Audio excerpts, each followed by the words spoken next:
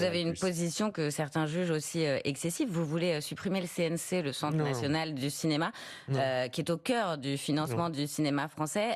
En tout cas, c'est ce qu'a dit Thomas Ménager sur France Info. Il a dit le CNC ne sera pas conservé. Et pendant le budget, le En débat sur le l'état. budget, vous avez proposé un amendement pour supprimer le En financement l'état. du CNC. Donc peut-être que ça revient pas à une Non, je suppression, vais mais en vous tout cas, expliquer écoutez le exactement. patron du Je vais vous CNC. expliquer. Il vous a répondu sur France Inter hier, Gaëtan Bruel.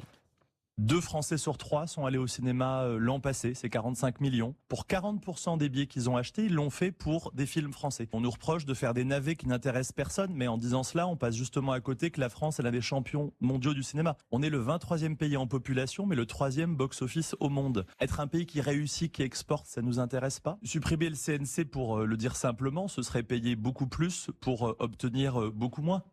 Vous, les chantres de la souveraineté, vous devriez être fiers de ce que vous entendez là, non Je vais vous La expliquer. France, 3e box-office au monde.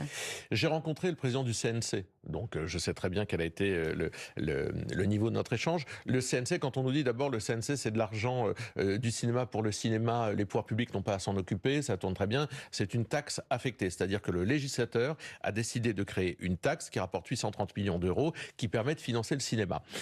Ça tourne plutôt bien. Ce qui tourne pas bien, et c'est là où le CNC ne peut pas être conservé en l'état, c'est sur la politique des aides à la création qui sont souvent très marquées idéologiquement, pas assez ouvertes, c'est sur un côté opaque, un côté copain. Je l'ai dit tout ça au président du CNC et je lui ai dit vous devez vous réformer de l'intérieur, vous devez faire preuve de transparence, vous devez montrer que vous êtes capable de financer des structures, je pense aussi à des numériques, puisque vous avez vu il y avait eu des polémiques sur dans le numérique une émission qui s'appelait Histoire crépue.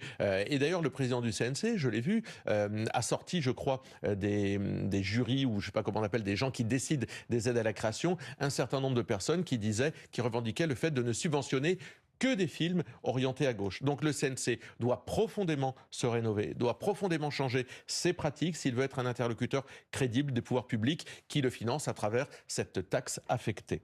C'est pas ce qu'il disait sur France Inter hier. Il soulignait le fait justement que le CNC finançait aussi des séries très populaires, des films très populaires. J'ai pas dit l'inverse, j'ai pas dit que le CNC ne finançait pas des choses populaires, j'ai dit que le CNC avait des biais, notamment idéologiques, et d'ailleurs les Français, c'est souvent le reproche qu'ils font au monde du cinéma. Ils se disent ça tire toujours dans le même sens, c'est marqué idéologiquement, c'est opaque, on a l'impression, et d'ailleurs beaucoup de professionnels, moi je rencontre beaucoup de professionnels du cinéma qui disent il faut être copain du système pour obtenir un financement. On vous entend, ça, vous porterez ces idées en tant que ministre de la Culture si le Rassemblement national arrive au pouvoir? J'ai pas de raison d'être ministre de la Culture parce que avant de pouvoir décider de qui fait quoi, il faut gagner une élection.